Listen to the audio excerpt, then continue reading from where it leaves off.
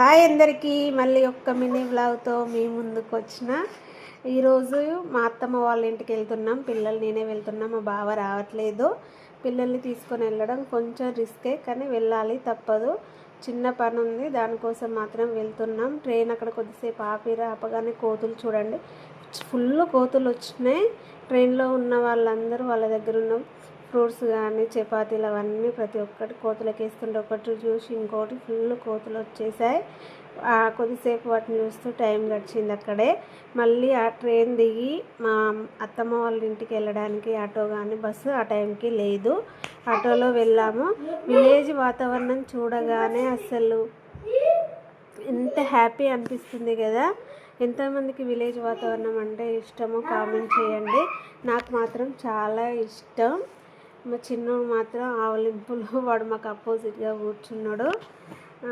ఓకేనా ఫ్రెండ్స్, ఎందుకు వెళ్ళామో నెక్స్ట్ వీడియోలో చెప్తా. బాయ్.